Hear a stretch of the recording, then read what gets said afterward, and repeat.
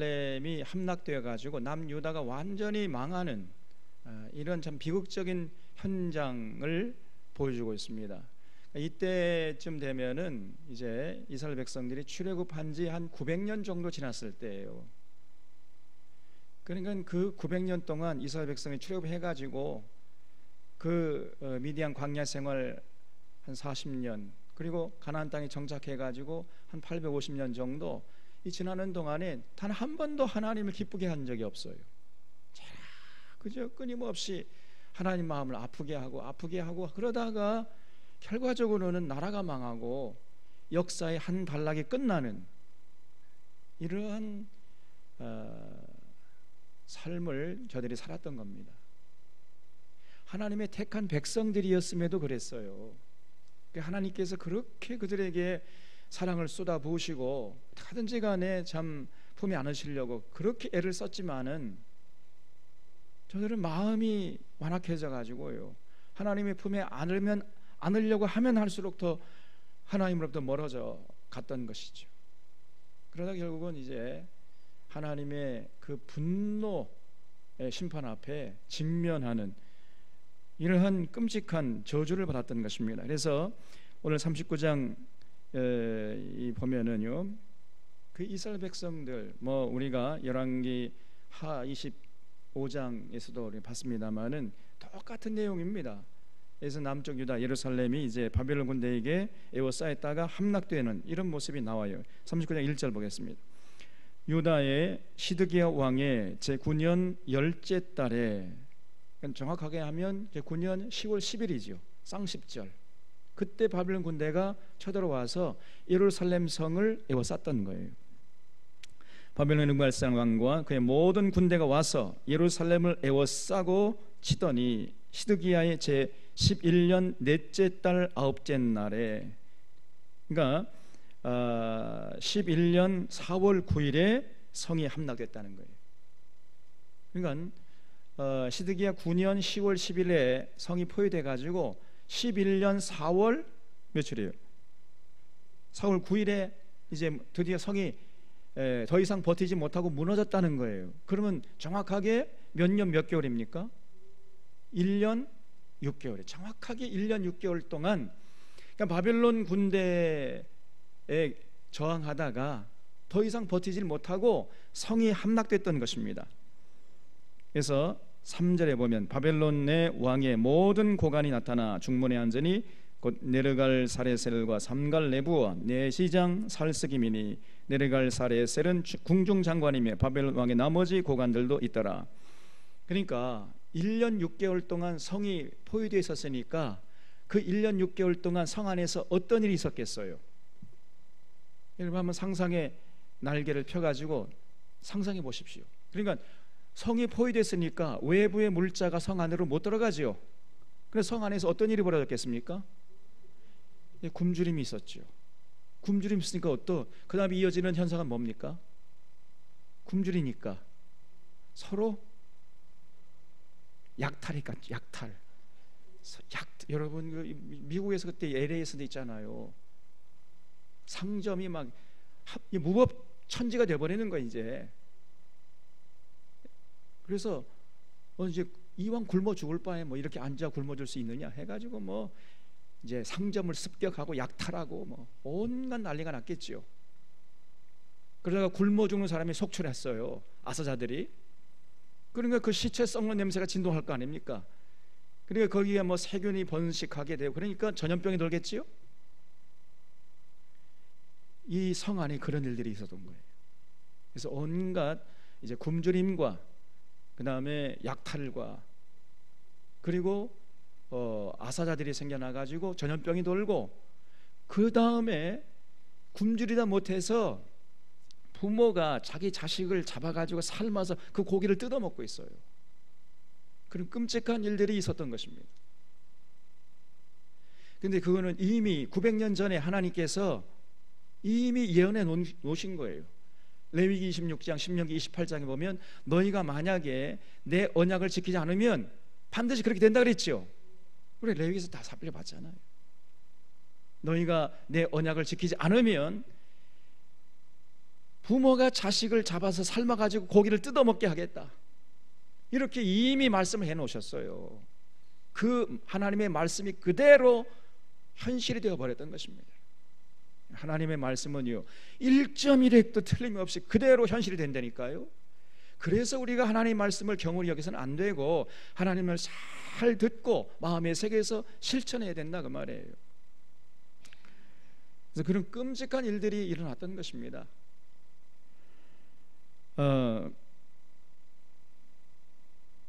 그래서 여기 4절 보면은 유다의 시드기야 왕과 그 모든 군사가 그들을 보고 도망하되, 이 시드기야 왕이 비겁하게 백성들을 버리고 도망쳤어요. 여러분, 우리도 그런 역사의 경험이 있지요? 공산당이 쳐들어오니까 누가 도망쳤습니까? 이승만 도망쳤어요. 서울을 안전합니다. 방송을 했어요. 근데 이미 대전까지 도망가 있었어. 서울은 안전합니다. 여기는 절대로 못 들어옵니다. 그리고는요, 저 서울 제1한강교를 폭파시켜버리지 않았습니까? 이런 사람은 이거는 뭐 대통령도 아니죠. 국민들은 죽든지 말든지, 그죠? 똑같은 거죠. 이 시드기야가 바벨론 군대 이제 더 이상 저항 못하겠으니까요, 몰래 도망친 거예요. 시드기야 왕과 모든 군사가 그들을 보고 도망하되 밤에 도망갔어. 왕의 동산길을 따라 두담 샘물을 통하여 성읍을 벗어나서 아라바로 갔더니 갈대아인의 군대가 그들을 따라 여리고 병원에서 시드기야에게 미치어 그를 잡아서 데리고 하맛 땅 림나에 있는, 이 하맛이라는 것은 다메섹, 사울이 부활하신 예수님 만났던 그 다메섹 북쪽에 있는 땅입니다. 여리고 그 근방이죠. 그래서 그 하맛 땅에 있는 림나라는 도시가 상당히 군사 요충지였어요. 그래서 애굽 군대가 올라와서도 그 아시야, 그 요시아의 아들 아시야를 잡아가지고 여호아하스죠. 여호아스를 잡아서 그 림나에 가뒀다고 이렇게 성경 기록하고 있죠. 상당히 군사 요충지였던 것을 알 수 있습니다. 그러니까 이제 바벨론 군대가 그 림나에 쳐들어온 거예요. 그걸 점령한 거지요. 그래서 그 왕에게로 이제 이 시드기야를 데려갔어요. 올라가매 왕이 그를 신문하였더라. 바벨론의 왕이 림나에서 시드기야의 눈앞에서 그의 아들들을 죽였습니다. 왕자들이 다 죽임을 당했어요. 왕이 또 유다의 모든 귀족을 죽였으며, 그 권력에 눈이 어뒀던 당시의 이 간신배들 전부 다 죽임을 당했습니다. 또 왕이 시드기야의 눈을 빼게 하고 시드기야의 두 눈을 뺐습니다. 바벨론을 옮기려고 사슬로 결박하였더라. 여러분, 그 패잔국의 왕은 뭐 이제 굴욕을 당하게 되어 있습니다. 역사 이래로 이렇게 굴욕을 당한 왕은 없습니다. 제가 볼 때 왕이 그 상대국의 왕에게 잡혀서 무릎을 꿇히고 그저 이 두 눈이 뽑혀가지고 포로로 잡혀가는, 여러분 그 예루살렘에서 그 바벨론까지 가는 길이 한 4개월에서 6개월 정도 걸리거든요. 그 긴 거리를 포로로 두 눈이 뽑혀가지고 잡혀가는, 그거 한번 생각해 보세요. 얼마나 비참합니까, 여러분? 역사 이래로 이렇게 비참한 꼴을 당한 왕은 없었을 것 같습니다. 제가 볼 때 옛날에 우리가 삼전도 굴욕을 당했잖아요. 인조가. 그것도 참 굴욕스러운 일인데 두 눈이 뽑혀가지고 잡혀가다니 말이죠. 참 비참한 꼴을 당한 거죠.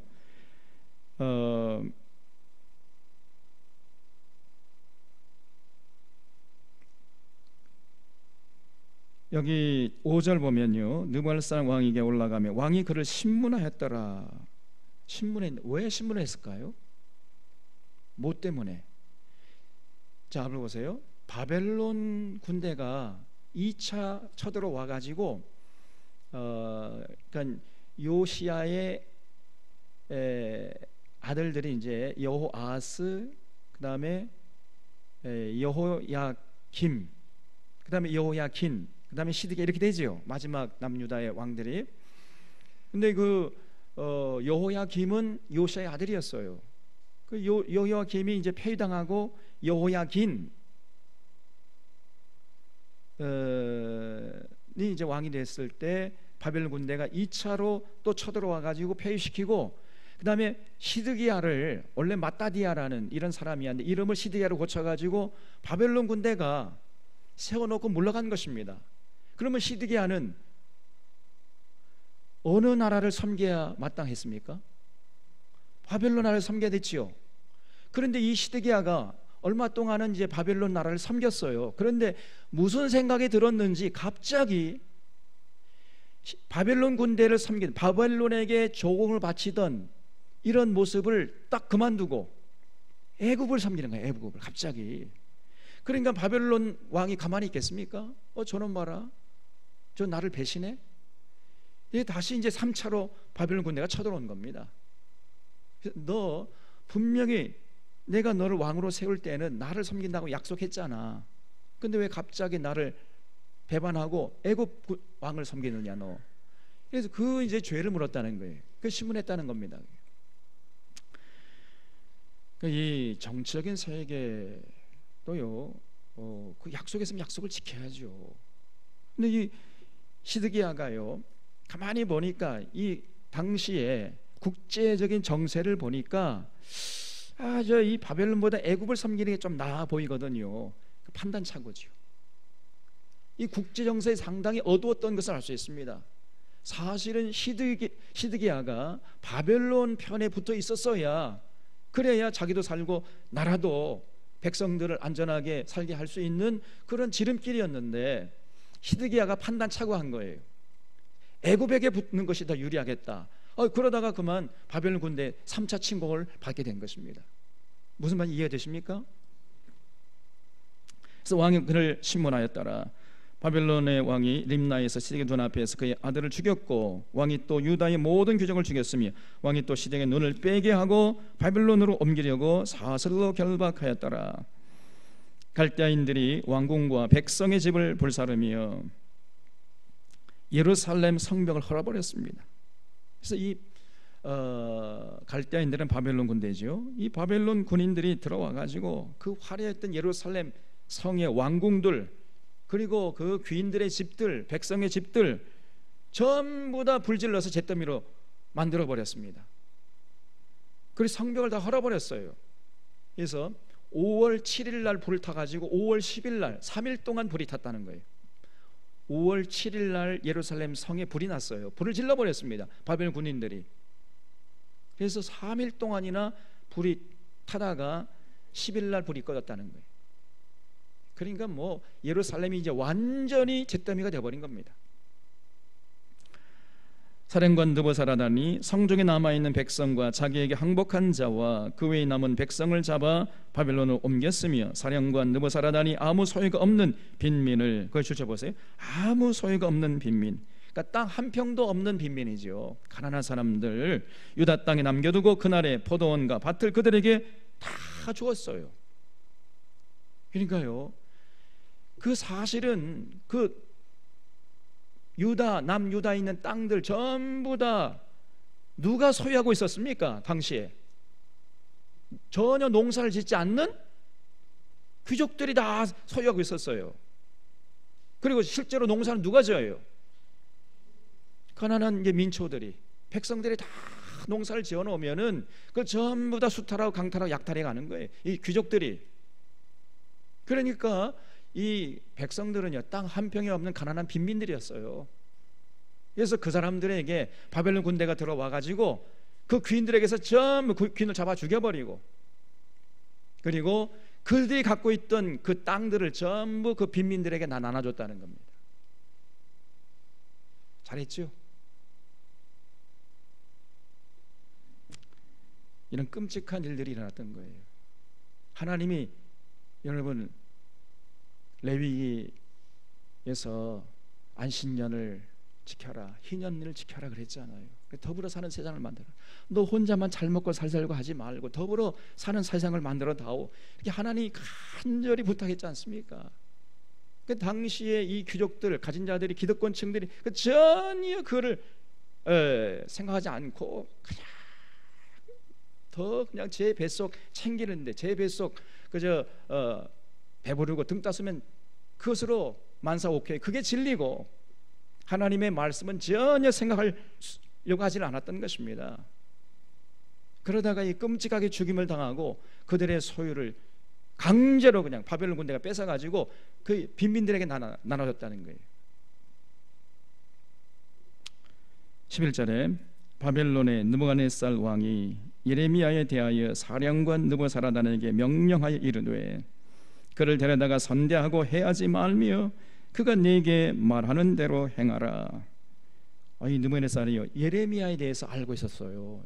그 예레미야가 뭐 바벨론 나라의 첩자가 아니었잖아요. 바벨론 나라 첩자이기 때문에 바벨론 군대가 오면은 저항하지 말고 항복해서 포로로 잡혀가시오, 이런 말을 한 거 아니잖아요. 그 당시에 그것이 하나님의 뜻이었기 때문에 그렇게 전했을 뿐인데 이 느부갓네살 입장에서 볼 때는요, 예레미야가 고맙잖아요. 그래서 자기 부하 장수들에게 예레미야를 선대해줘라, 이렇게 이제 명령을 했다는 거예요. 그를 데려다가 선대하고 해치지 말며 그가 네게 말하는 대로 행하라. 이에 사령관 느부사라단과 내시장 느부사스반과 공정장관 갈사레셀과 바벨론 왕의 모든 장관이 사람을 보내 예레미야를 감옥들에서 데리고 사반의 손자 아히감의 아들 그달에게 넘겨서 그를 집으로 데려가게 하며 그가 백성 가운데서 사니라. 그러니까 그때까지 예레미야가요, 감옥에 갇혀 있었어요. 예루살렘이 성이 함락되기 전까지 감옥에 갇혀 있었습니다. 하나님 말씀을 올바로 전파하는 죗값으로, 그런 죗값을 물어가지고 감옥에 있다가 이제 드디어 감옥에서 풀려났다는 거죠. 그래서 이 사반의 손자 아히감의 아들 그다리야에게는, 거기다 줄쳐 보세요. 이 사반의 손자 아히감의 아들 그다리야, 이 사람이 나중에 이제 총독이 되는데, 원래 이 사반의 손자 아히감의 아들 그다리야, 이 가문이요, 정말 믿음의 가문이에요. 이 사반은 누굽니까?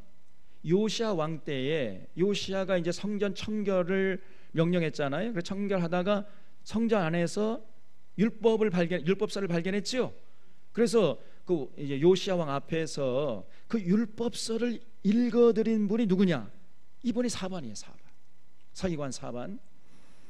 그리고 그 사반의 아들이 아히감인데, 이 아히감은 예레미야가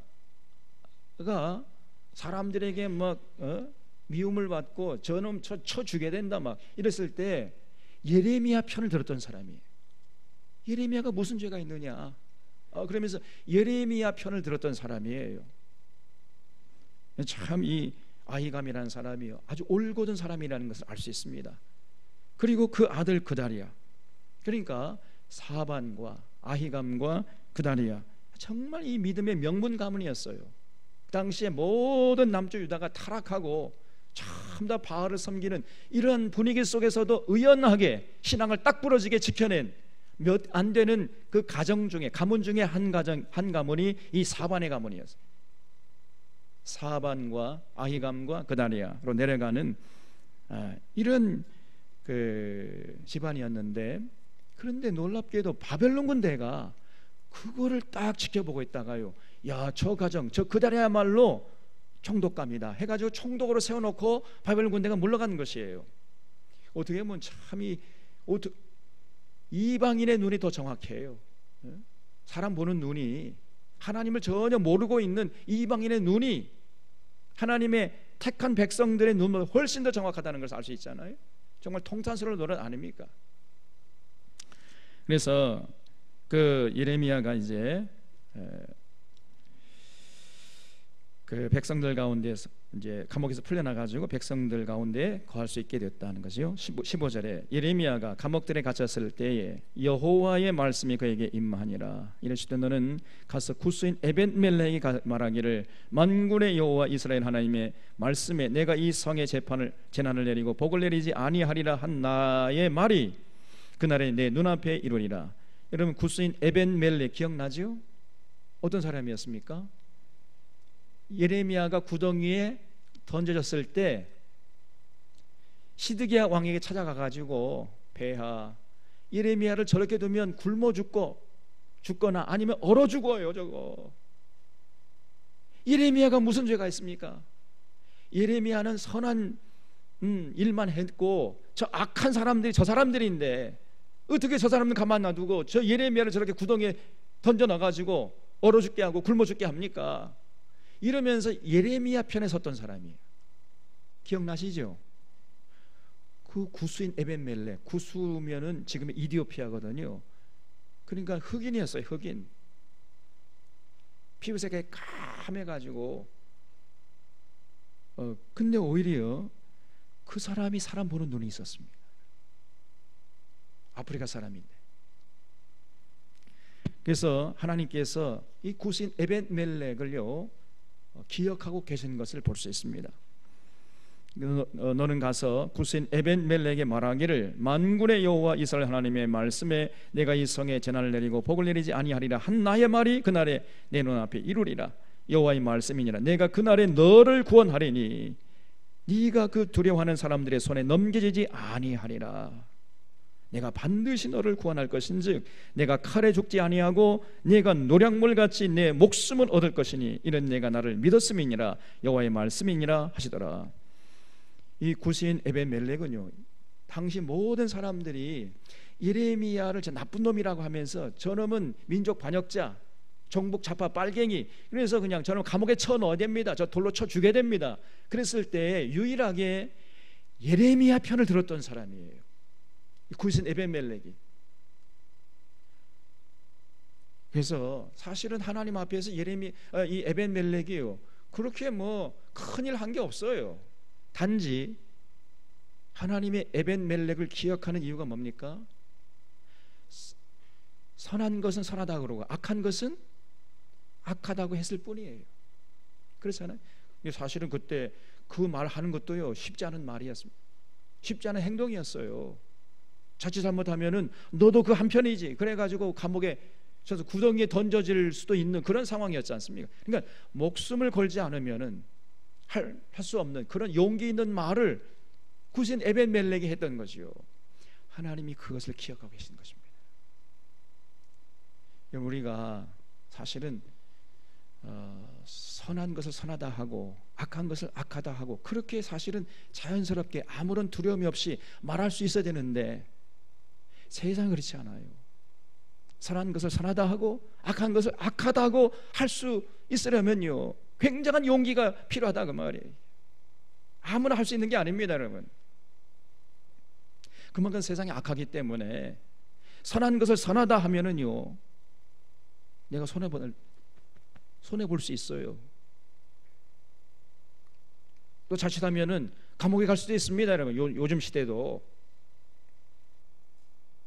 쉬운 일이 아닙니다. 용기가 필요한 거예요. 그래서 하나님이 그를 했어요. 그래서 이 구스인 에벤멜렉은요 분별력이 있었어요. 통찰력이 있었고 아무리 주변 사람들이 천만이 둘러서 진을 친다 할지라도 다윗처럼요 용기 있게 할 말은 할 줄 아는 이런 사람이었다니까요. 그러니까 분별력과 용기가 있었던 사람이죠. 그래서 내가 반드시 너를 구원할 것이다.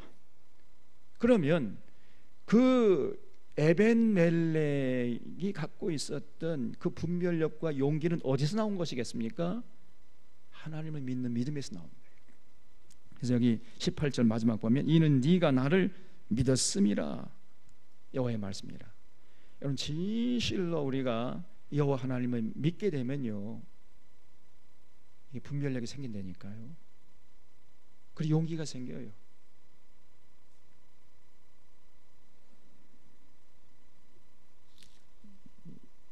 틀림없습니다. 진실로 하나님 앞에 서게 되면 지혜로울 수 있고요 순결할 수 있다 그랬잖아요. 진실로 하나님을 인격적으로 만나고 그 하나님을 마음에 품고 그 하나님을 신뢰하고 나가면 그 사람은 반드시 지혜롭고 순수할 수 있습니다. 분별력이 생기고 어떤 위협에도 굴복하지 않고 어떤 유혹에도 넘어가지 않을 수 있는 순수한 순결한 삶을 살 수 있어요. 그러니까 진실로 하나님을 믿는다고 하지만은 결정적일 때 보면은 하나님 믿지 않아요. 그냥 세상 가치관을 믿고 따라버리지.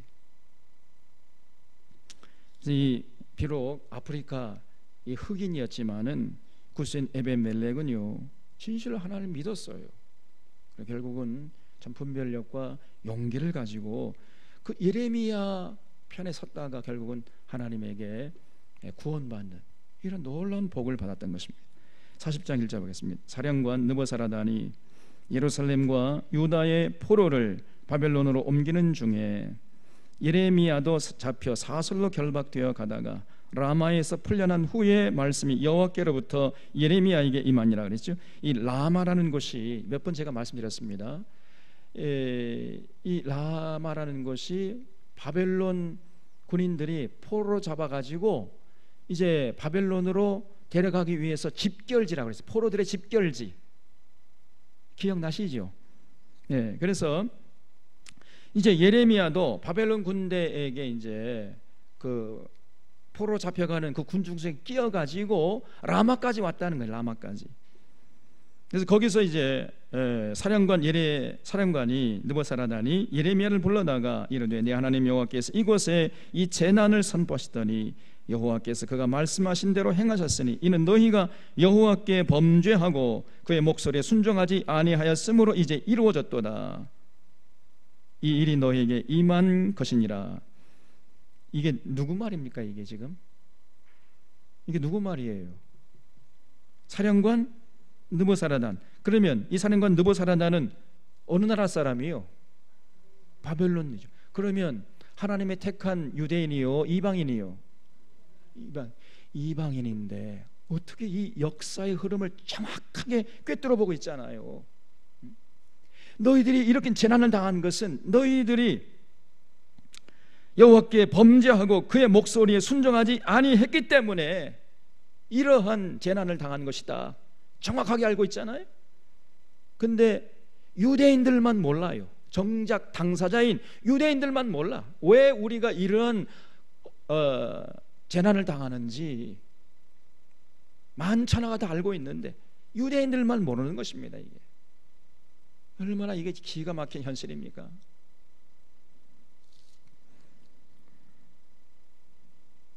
사절에 보라 내가 오늘 내 손의 사슬을 풀어 너를 풀어주노니 만일 내가 나와 함께 바벨론으로 가는 것을 좋게 여기거든 가자. 내가 너를 선대하리라. 만일 나와 함께 바벨론으로 가는 것을 좋지 않게 여기거든 그만둬라. 보라 온 땅이 내 앞에 있나니 내가 좋게 여기는 대로 옳게 여기는 곳으로 갈지니라 하니라.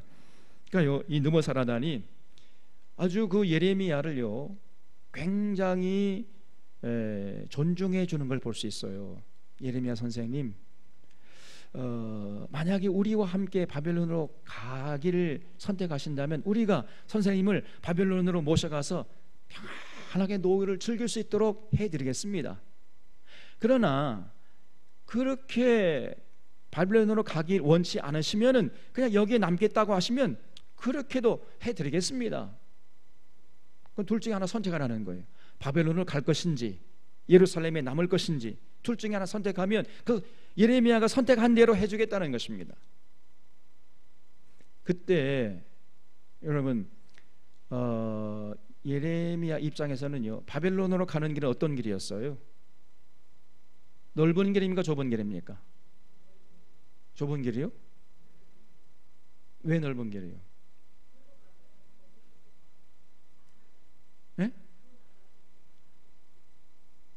아니 바벨론으로 뭐 망하긴 망하지만은 그러나 예레미야는 그 70년 동안 바벨론에서 살아야 되니까 평안하게 노후를 즐길 수 있습니까? 없습니까? 노후를 즐길 수 있죠. 바벨론 물론 망할 거지만은 망하는 것은 앞으로 한 100년 후에 망하는 거예요. 예레미야가 사는 동안에는 평안하게 이제 직사대접을 받으면서 살 수 있습니다. 그러면 예루살렘에 남으면요, 예루살렘 전부 다 불에 타버렸잖아요. 지금 잿더미가 됐잖아요. 그 가난한 빈민들하고 같이 살려면 얼마나 힘들겠어요. 그러니까 바벨론으로 가는 길은 넓은 길이었고 예루살렘에 남는 길은 좁은 길이었던 것이죠. 근데 그때 그 두 갈래길에서 예레미야의 선택이 뭐였습니까? 바벨론으로 가는 길을 거절하고 나는 여기 남겠습니다. 이렇게 선택한 거예요. 야, 정말 좁은 길 선택한 거죠. 그래서 예레미야가 살았던, 만약에 바벨론을 갔다라면 어떻게 됐어요?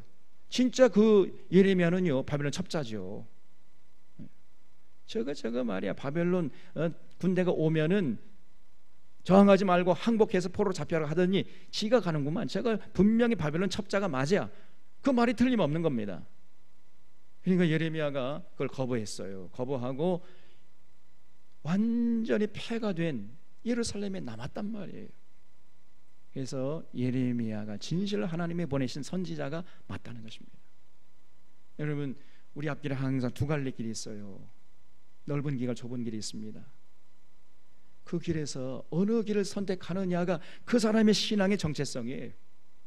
아무리 뭐 하나님 사랑한다 어쩐다 뭐 그러더라도 그 사람이 그 결정적인 그 선택의 갈림길에서 어느 길을 선택하는가, 그걸 보면은 그 사람의 삶의 모습과 그 사람의 신앙의 정도를 우리가 얼마든지 알 수 있는 것입니다. 여러분, 말로는요 우리가 알 수가 없어요. 절대 말로는 모릅니다. 말로야 뭐 얼마든지 미사여구 섞어가지고 아름답게 피장할 수가 있지요. 그러나 행동은 그렇게 할 수가 없어요. 결정적인 그 선택의 갈림길에서 어떤 행동을 하는가, 그걸 보면 그 사람이 그 행동하는 모습이 그 사람의 신앙의 모습이요, 그 사람의 삶의 수준이에요. 이거는 숨길 수가 없는 것입니다. 그래서 그 사람의 삶의 모습을, 그 삶의 열매를 보면은 그 사람이 어떤 사람이냐, 그 사람의 됨됨이와 그 사람의 신앙의 수준과 내용을 그냥 알 수 있어요.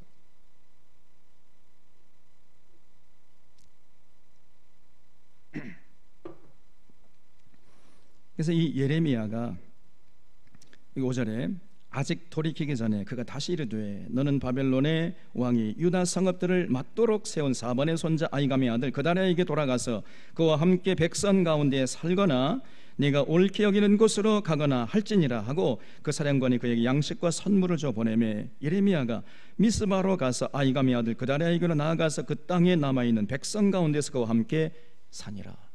그래서 고난당하는 당시의 빈민들과 함께 거하기로 결정을 했다는 것입니다. 이 예레미야가요 진짜 하나님 보낸 선지자가 맞잖아요. 항상 우리 앞에 두 갈래 선택의 길이 나온다니까요. 이리 갈까 저리 갈까, 차라리 돌아갈까, 세 갈래 길. 비가 내려요. 항상 거기서 반드시 선택을 해야 돼. 어떤 선택을 하느냐, 그것이 여러분 스스로 한번 돌아보세요. 내가 이 갈래길에서 과연 지금까지 어떤 선택을 해서 살아왔는가, 그것이 여러분의 신앙의 수준이요, 여러분의 삶의 내용입니다. 이건 속일 수가 없어요. 하나님의 판단은 여러분 하나님 입술에 그 고백을 들으신 것이 아니라 그 삶의 내용을 보신다니까요. 그거를 보시고 판단하시는 거예요. 왜냐하면 그것은 속일 수가 없으니까. 그래서 이 예레미야가 참으로 아주 참 눈물겨운 선택을 했어요. 7절에 들에 있는 모든 주의관과 그 부하들이 바벨론의 왕이 아이감의 아들 그다랴에게 그 땅을 맡기고 남녀와 유아와 바벨론으로 잡혀가지 아니한 빈민을 그에게 위임하였다 함을 듣고 그들 곧 느다냐의 아들 이스마엘과 가레아의 두 아들 요하난과 요나단과 단후메스의 아들 스라야와 느도바 사람 에베의 아들과 마가 사람의 아들 여사냐와 그들의 사람들이 미스바로 가서 그들에게 이르니 그랬죠. 그러니까 이제 이 총독을 세워놓고 바벨론 군대가 물러가니까 그 바벨론 군대가 쳐들어왔을 때 다 뿔뿔이 도망쳤던 이 사람들이죠. 이 7절 다시 보면 들에 있는 모든 증거. 그러니까 바벨론 군대가 쳐들어오니까요, 걸음아 날 살려라. 이 사람들은 항복도 안 하고 그렇다고 해서 저항도 안 하고 도망쳤던 사람들이, 그래서 상당히 비겁한 사람들이죠. 둘 중에 하나 안 하고 제3의 길을 선택해가지고 들로 도망쳐 버렸어요. 그런 들에서 숨어 있다가 이제 바벨론 군대가 물러갔다 하는 소식을 듣고 그다라 총독에게로 이제 다시 몰려들었다는 것입니다. 그래서 그 사람들 중에 이제 특별히 눈에 띄는 사람이 이스마엘이라는 사람이 있고 8절에 보면요 가레아의 두 아들 요하난과 요나단이에요. 이 이스마엘은 그다랴를 굉장히 미워하고 그다랴를 저 바벨론의 첩자다, 저 바벨론이 세운 총독이기 때문에 저 민족 반역자다 그래가지고 그다랴를 암살하려고 하고 나중에 암살해 버립니다. 또 거기에 반해서 요한과 요나단은 그다랴를 신임하고 그다랴 편에 섰던 사람이, 이 두 종류의 사람들이 이제 그다랴 중심으로 몰려왔어요. 9절, 사반의 손자 아히감의 아들 그달랴가 그들과 그들의 사람들에게 맹세하며 이르되 너희는 갈대아 사람을 섬기기를 두려워하지 말고 그 이 땅에 살면서 바벨론의 왕을 섬기라. 그리하면 너희에게 유익하리라. 그래서 이 사반의 손자 아히감의 아들 그달랴가 일장연설한 거예요. 여러분, 바벨론 나라를 섬기는 것이 오늘 이 시대 하나님의 뜻입니다. 그럼 여러분의 삶은 안전하게 될 것입니다. 이렇게 이제 친바벨론 정책을 폈다는 거죠. 그러나 이제 그것이 그 시대는 하나님의 뜻이었어요. 그래서 이 그달랴가 그 하나님의 뜻을 잘 분별해 가지고 백성들을 잘 통솔해 가려고 했던 것입니다. 10절, 보라 나는 미스바에 살면서 우리에게로 오는 갈대아 사람을 섬기리니 너희는 포도주와 여름과일과 기름을 모아 그릇에 저장하고 너희가 얻은 성읍들에 살라 하니라. 모압과 암몬 자손 중과 에돔과 모든 지방에 있는 유다 사람도 바벨론의 왕이 유다의 사람을 남겨둔 것과 사반의 손자 아히감의 아들 그다랴를 그들을 위하여 세웠다함을 듣고 그 모든 유다 사람들이 쫓겨났던 각처에서 숨어있던, 이제 도망쳐가지고 숨어있던 각처에서 돌아와가지고 유다 땅 미스바에 사는 그달랴에게 이르러 포도주와 여름 과일을 심히 많이 모으니라. 이렇게 해서 이제 그 전쟁의 참상이 아주 빨리 잊혀지면서 예루살렘이 이렇게 이제 다시 정비되어가는 이런 과정 가운데 있었다는 거지요.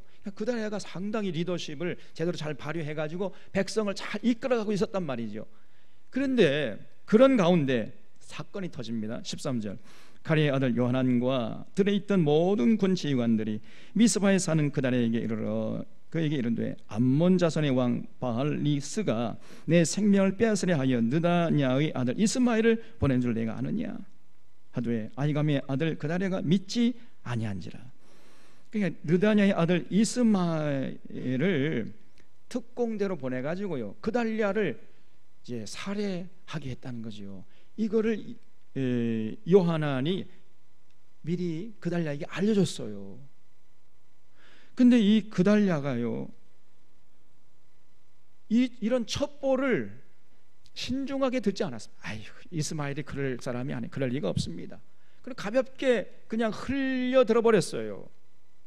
그러니까 이 그달랴가 사람이 너무 착해요. 아니, 그런 첩보를 들려주면 좀 잘 듣고 좀 신중하게 판단했어야 되는데 이 사람은 또 사람이 너무 또 착해. 아이고, 이 사람이 나와 무슨 원수 관계도 없는데 나를 죽일 리가 없습니다. 그래가지고 첩보를 그냥 깔아 뭉개버렸습니다. 근데 그게 사실이었어요. 그래서 믿지 아니한지라. 15절, 가랴의 아들 요하난이 미스바에서 그달랴에게 비밀이 말해 이르되 청하노니 내가 가서 사람이 모르게 느다냐의 아들 이스마엘을 죽이게 하라. 어찌하여 그가 네 생명을 빼앗게 하여 내게 모인 모든 유다 사람을 흩어지게 하며 유다의 남은 자로 멸망을 당하게 하려 하니라. 그러나 아히감의 아들 그달랴가 가랴의 아들 요하난에게 이르되 네가 이 일을 행하지 말 것이라. 오히려 그달랴가 만류를 했습니다. 아니야, 너 그렇게 하지 말어. 그러면서 네가 이스마엘에 대하여 한 말은 진정이 아니니라 하니라. 오히려 이스마엘을 끝까지 믿어줬어요 그달랴가. 그러다가 이스마엘에게 죽임을 당합니다. 참 이 사람이 착해도 좀 분수가 있게 착해야 되는데 또 너무 착해도 또 안 돼요. 그래서 여러분 착함만 갖고서는 안 된다 그랬지요. 지도자에게 필요한 덕목이 두 가지 있다고 뭐라고 그랬습니까? 가장 우선적으로 요구되는 덕목이 지혜예요. 지혜. 분별력이 있어야, 통찰력이 있어야죠. 그 지혜와 착함, 순수함, 이 두 가지가 필요한데 그 중에서 더 우선적으로 필요한 것은 지혜입니다. 지혜. 분별력과 통찰력이 있어야 돼요. 그 시대, 그 나라, 그 상황이 어떻게 돌아가는가 이걸 다 살펴볼 줄 알아야지 지도자지. 지도자가 어떻게 세상이 돌아가는지도, 지금 이 상황이 어떻게 돌아가는지도 모르고 앉아 있어가지고 사람이 착하기만 해가지고 믿지 말아야 할 사람을 믿어버리고 말이에요. 저 사람이 어떤 사람인지도 모르고 앉아 있으니 뭐 어떻게 되겠어요.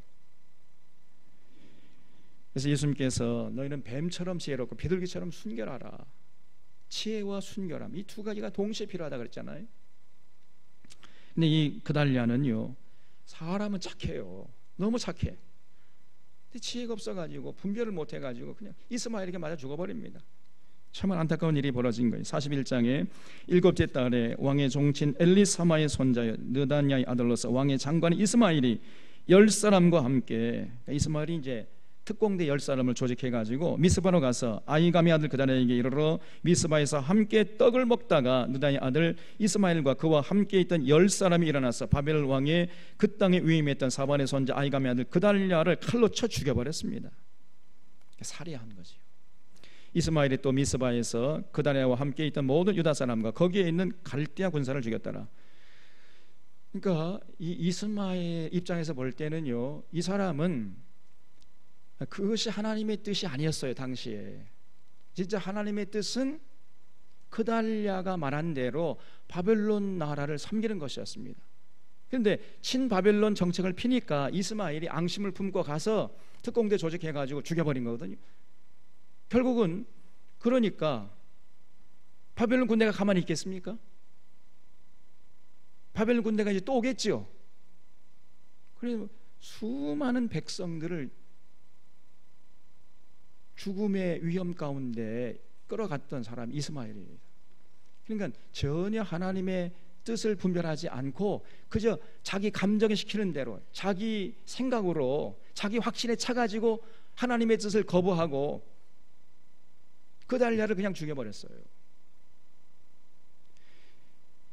그런 사람들이 많습니다. 오늘 시대에도. 이게 하나님 뜻이 아니에요.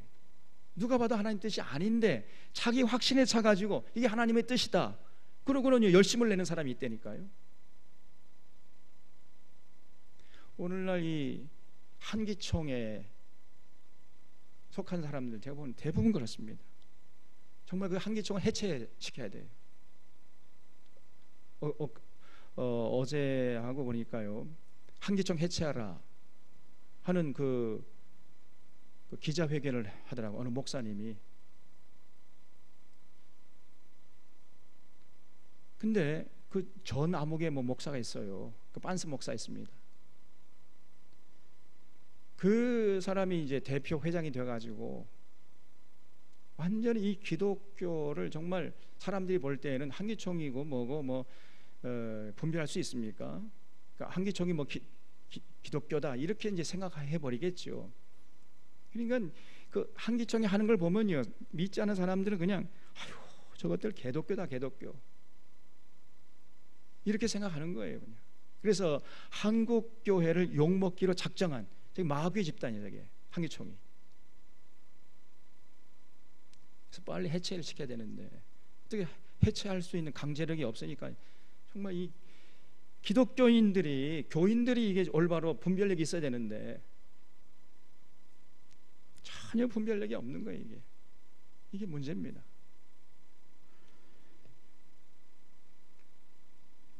그래서 이 전 암흑의 목사가 이 자기 확신에 차 있어요. 이 사람이 전혀 하나님의 뜻이 아닙니다. 그런데도 그게 하나님의 뜻이라고 하면서 그냥 태극기 부대하고 연합해가지고 온갖 정치적으로 지금 분란을 일으키고 있는, 하나님의 이름으로 하나님의 뜻을 거부하는 이런 짓을 하고 있습니다. 이 이스마엘이 똑같은 사람이에요. 이스마엘. 그래서 그달리아를 함부로 자기 확신에 차가지고 쳐 죽여버렸어요. 그러니까 이제 바벨론 군대가 가만히 있겠습니까? 자기들이 세운 총독을 죽였으니 바벨론 군대가 또 올 거 아닙니까? 그러면 이제 온 백성들이 또 죽음 앞에 노출되는 거예요. 또. 참 이런 사람들이 또 조그마한 소공동체, 교회 안에도 그런 사람들이 있다니까요. 하나님의 뜻이 아닌데, 자기 뜻인데, 자기 생각을 하나님의 뜻으로 확신하면서 열심을 내는 사람이 있다니까요. 그런 사람들이 몇 명 있으면 그 교회는 풍지박산납니다. 4절에 그가 그달랴를 죽인 지 이틀이 되었어도 이를 아는 사람이 없었더라. 그때의 사람 80명이 자기들의 수염을 깎고 옷을 찢고 몸에 상처를 내고 손에 소재물과 유향을 가지고 세겜과 실로와 사마리아로부터 와서 여호와의 성전으로 나아가려 한지라. 느다냐의 아들 이스마엘이 그들을 영접하러 미스바에서 나와 울면서 가다가, 그러니까 이제 우는 척 하다가 그들을 만나 아이감의 아들 그달랴에게로 가자 이렇게 유인해가지고요, 그들이 성읍 중앙에 이를 때 느다냐의 아들 이스마엘이 자기와 함께 있던 사람과 더불어 그들을 다 죽여버렸어요. 또 80명을 그냥 다 살해했습니다. 구덩이 가운데에 던지니라. 그 중에 10사람은 이스마엘에게 이르기를 우리가 밀과 보리와 기름과 꿀을 밭에 감추었으니 우리를 죽이지 말라 하니 그가 그치고 그들을 그 형제와 마찬가지로 죽이지 아니하였더라.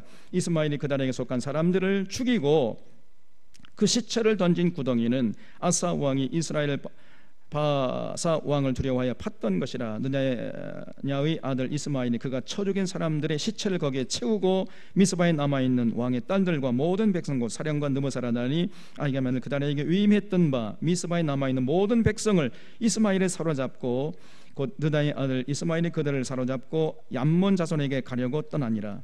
그러니까 이스마엘이요, 그달랴 편에 섰던 사람들 전부 살해하고 또 포로로 잡아가지고 이제 암몬 왕에게로 이제 가려고 떠났다는 거죠. 가다가 여기 요하난을 만난 거예요. 11절 보세요. 가레야의 아들 요하난과 그와 함께 있는 모든 군 지휘관이 느다냐의 아들 이스마엘이 행한 모든 악을 듣고, 이스마엘이 얼마나 하나님의 뜻을 거스린 악을 행하는지 몰랐어요. 그래서 이제 요하난이 모든 사람을 데리고 느다냐의 아들 이스마엘과 싸우러 가다가 기브온 큰 물가에서 그를 만나며 이스마엘과 함께 있던 모든 백성이 가레야의 아들 요하난과 그와 함께 있던 모든 군 지휘관을 보고 기뻐한지라. 그래서요, 이 요하난이 이스마엘에게 포로로 잡혀갔던 그달랴 편에 섰던 사람들 전부 구원했다는 거예요. 그래서 볼모로 잡은 이스마엘의 볼모로 잡힌 이 사람들이 요하난에 의해서 풀려났다는 거지요. 15절 느다냐의 아들 이스마엘이 8사람과 함께 요하난을 피하여 암몬 자손에게로 가니라. 그래서 고작 도망친 사람이 몇 명이라고요? 이스마엘을 중심으로 몇 사람? 그러니까 다 합해서 9명만 도망쳤어요. 나쁜 놈들이죠. 그래서 나머지 볼모로 잡힌 사람들은 전부 이제 살아날 수 있었다는 겁니다. 가레야의 아들 요하난과 그와 함께 있던 모든 군 지휘관이 느다냐의 아들 이스마엘이 아이감의 아들 그달을 죽이고 미스바에서 잡아간 모든 남은 백성 곧 군사와 여자와 유아와 내실을 기브온에서 빼앗아 가지고 돌아왔어요. 하마터면 이스마엘에게 이제 포로 잡혀가지고 암몬으로 갈 뻔했잖아요. 그래서 17절 애굽으로 가려고 떠나. 아니 주셔보세요. 또 근데 이 사람들이요, 이 요하난도 또 방향착오를 했어요. 그냥 예루살렘에 남아 있었더라면 좋았을 뻔했는데 이 사람들이 이제 어디로 가려고 떠났다고요? 애굽으로 가려고 떠났어요. 또 왜 가려고 그랬을까요? 예? 애굽으로 가려고 떠나 베들레헴 근처에 있는 게롯 김함에 머물렀으니 이는 느다의 아들 이스마엘이 바벨론의 왕이 그 땅을 위임한 아히감의 아들 그달랴를 죽였으므로 그들이 갈대아 사람을 두려워함이었더라. 왜 이 사람들이 애굽으로 가려고 그랬다고요? 바벨론 군대가 또 오겠다 저거. 그러면 우리가 저 바벨론 군대가 세운 그달랴를 죽여버렸으니, 예? 바벨론 군대가 쳐들어와가지고 우리를 다 죽이지 않겠느냐. 그래가지고 안 되겠다, 애굽으로 도망치자, 이래가지고 이제 애굽으로 가려고 그랬단 말이에요. 이해가 되시죠? 근데 그것도 또 판단착오야. 그래서 떠나기 전에 이제 42장에 보면요, 백성들이 예레미야에게 찾아와요. 우리가 애굽으로 가는 것이 하나님의 뜻입니까? 이 땅에 남는 것이 하나님의 뜻입니까? 도대체 하나님의 뜻이 뭔지 한번 물어봐 주십시오. 이렇게 이제 예레미야에게 물으러 왔어요. 그래 예레미야가 그래 내가 기도해 볼게. 하나님 뜻이 어디 있는지 기도해 볼게. 그 내가 하나님의 뜻을 알려주면 너희들이 하나님의 그 말씀을 그대로 순종하겠느냐? 예, 선생님이 말씀하신 대로 우리가 절대로 순종하겠습니다. 설서까지 약속을 했습니다. 그래서 이제 예레미야가 하나님께 나가서 도대체 뭐가 하나님의 뜻입니까? 이게 물어봤더니요, 하나님의 뜻이 뭐냐? 애굽으로 가지 않고 그냥 예루살렘에 남는 것이 하나님의 뜻이라는 거예요. 그래서 그렇게 자기에게 물어온 이스라엘 백성들에게 전해 줬더니 철석까지 지키겠다고 약속한 이스라엘 백성들이 지켰을까요? 안 지켰을까요? 또 안 지켰다. 말만 하면 뭐합니까? 약속을 했으면 지켜야죠. 결국은 애굽으로 이 사람들이 가지 말라고, 예레미야가 가지 말라고 만류를 하고, 그건 하나님 뜻이 아니다, 그렇게 만류를 했음에도 불구하고 굳이 갑니다. 애굽으로. 바벨론 군대가 또 올 것이다. 놀랍게도요, 바벨론 군대가 두려워가지고 애굽으로 도망쳤더니 바벨론 군대가 어디로 와요? 애굽으로 왔어요. 그래서 애굽으로 도망친 이 이스라엘 백성들이 애굽에서 다 바벨론 군대의 칼에 맞아 다 죽어버렸어요. 그냥. 이런 비참한 모습이 42장 43장에 기록되어 있습니다. 그래서 여기 42장 1절 보겠습니다. 이에 모든 군대의 지휘관과 가리야의 아들 요하난과 호사야의 아들 여사냐와 백성의 낮은 자로부터 높은 자까지 다 나와 선지자 예레미야에게 이르되 당신은 우리의 탄원을 듣고 이 남아있는 모든 자를 위하여 당신 하나님 여호와께 기도해 주소서. 당신이 보는 바와 같이 우리는 많은 사람 중에서 남은 적은 무리이니 당신 하나님 여호와께서 우리가 마땅히 갈 길과 할 일을 보이시기를 원하나이다. 선지자 예레미야가 그들에게 이르되 내가 너희 말을 들었은즉 너희 말대로 너희 하나님 여호와께 기도하고 물은 여호와께서 너희에게 응답하시는 것을 숨김없이 너희에게 말하리라. 그때 여호와께 이르되 예레미야에게 이르되 우리가 당신 하나님 여호와께서 당신을 보내사 우리에게 이르시는 모든 말씀대로 어떻게 하겠다고요? 행하겠다고 약속했어요. 행하리이다. 여호와께서는 우리 가운데에서 진실하고 성실한 증인이 되시옵소서. 우리가 당신을 우리 하나님 여호와께 보내면 그의 목소리가 우리에게 좋든지 좋지 않든지를 막론하고 순종하리 하미라. 걸쳐서 보세요. 이 6절의 모습대로 해야 돼요. 이것이 진정한 성도의 모습인 줄로 믿으시기 바랍니다. 여러분, 우리 사론의 교우들은요, 요 6절 말씀대로 하나님 앞에서 그 모습을 절대로 잃지 않을 수 있기를 주님의 이름으로 부탁을 드립니다. 그의 목소리가 우리에게 좋든지 좋지 않든지를 막론하고 우리는 순종하겠습니다. 이런 자세를 잃지 않을 수 있기를 바랍니다. 이렇게 하면 소리가 적어요. 다시 한번 제가 읽을게요. 그의 목소리가, 하나님의 말씀이 우리에게 좋든지 좋지 않든지를 막론하고 우리는 순종하겠습니다. 아직도 아멘 소리 한 3분의 1밖에 아멘 안 했어 보니까. 3분의 1은 아멘 안 해 또.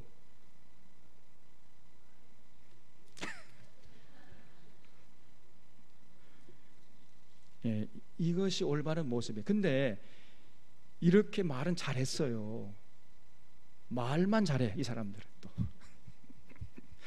말은 잘하는데 돌아서서는 또 안 들어요. 약속을 철석까지 해놓고는 이제 또 오리발을 내미는 겁니다.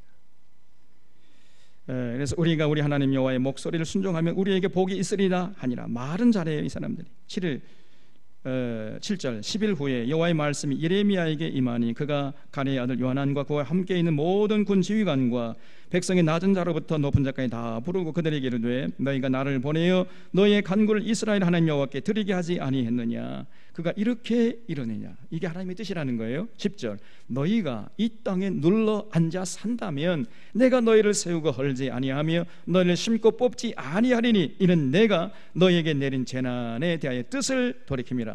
그러니까 하나님의 뜻이 뭐라고요? 여기 남으라는 거예요. 여기 애굽으로 가지 말라는 것입니다. 여호와의 말씀이니라. 너희는 너희가 두려워하는 바벨론 왕을 겁내지 말라.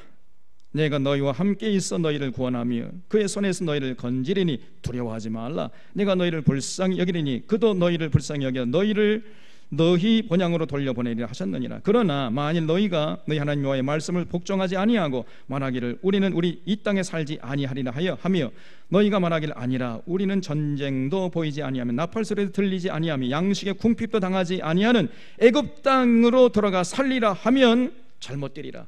그러니까 애굽으로 가는 것은 하나님 뜻이 아니라는 거예요. 만약에 애굽으로 내려가면은 잘못될 것이라는 겁니다. 그쪽으로 가지 말라는 거예요. 너희 유다의 남은 자여 이제 여호와의 말씀을 들으라. 만군의 여호와 이스라엘 하나님께서 이와 같이 말씀하시되 너희가 만일 애굽으로 돌아가서 거기에 살기로 고집하면 너희가 두려워하는 칼이 애굽 땅으로 따라가서 너희에게 미칠 것이요 너희가 두려워하는 기근이 애굽으로 급히 따라가서 너희에게 임하리니 너희가 거기서 죽을 것이라. 무릇 애굽으로 들어가서 거기에 머물러 살기로 고집하는 모든 사람은 이와 같이 되리니 곧 칼과 기근과 전염병에 죽을 것인즉 내가 그들에게 내린 재난을 벗어나서 남을 자가 없으리라. 이렇게까지 하나님이 말씀해 주셨어요. 애굽으로 내려가지 말아라. 이 땅에 남아라. 애굽으로 가는 자는 다 칼과 기근과 전염병으로 죽을 거야. 내려가지 말어. 이렇게 말씀했는데 이 사람들이 하나님 말씀을 들었어요? 안 들었어요? 안 들었습니다. 그래도 그냥 애굽으로 내려갔도 꾸역꾸역 그냥 이 죽을 짓만 하는 겁니다. 이런 어리석은 사람들이 있냐 말이에요. 놀랍게도 이 땅에 그런 사람들이 많아요. 똑같은 역사가 반복되고 있습니다. 제가 볼 때 그 길로 가면 안 돼요. 그 길로 가면 죽는 거예요 그게.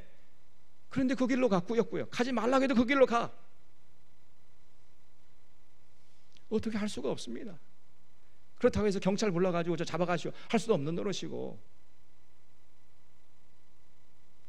이렇게 어리석을 수가 있느냐 그 말이에요.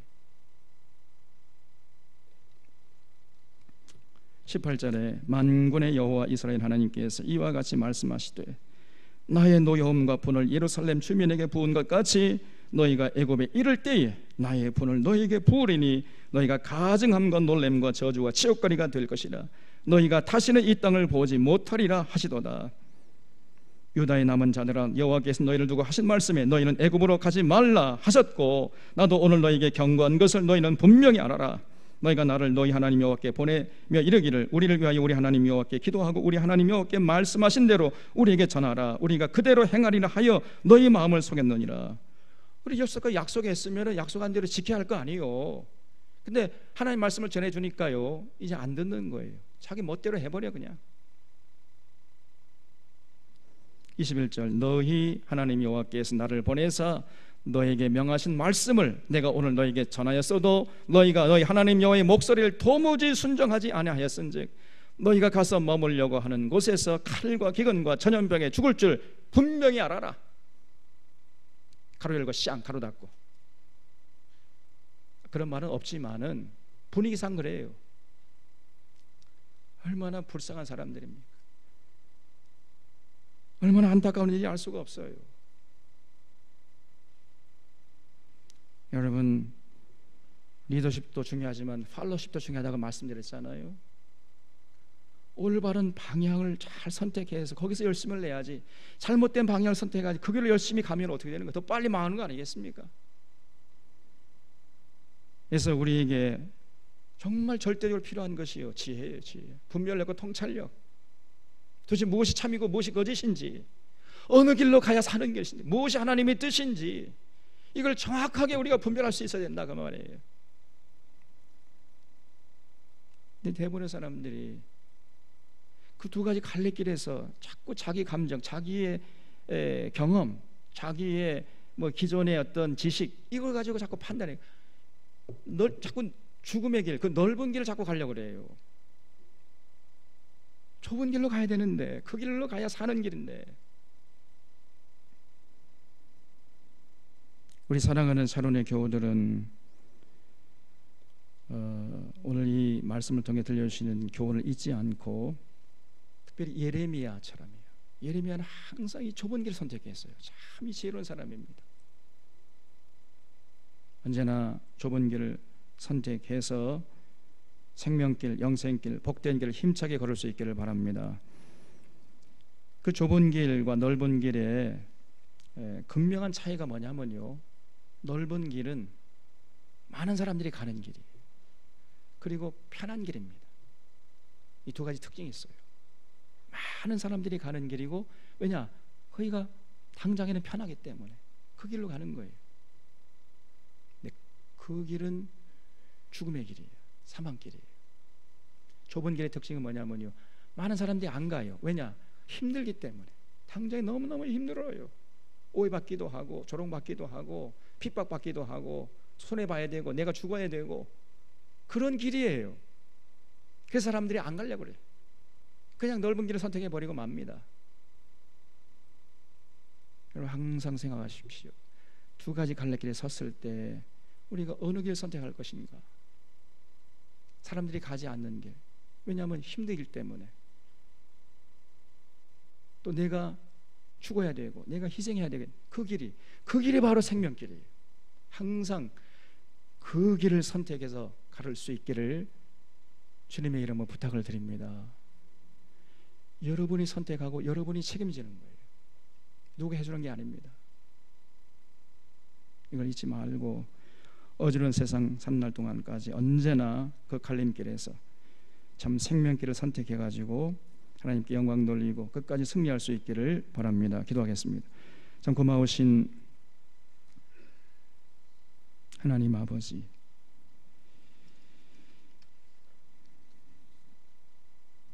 오늘 우리 잠깐 같이 한번 기도하겠습니다.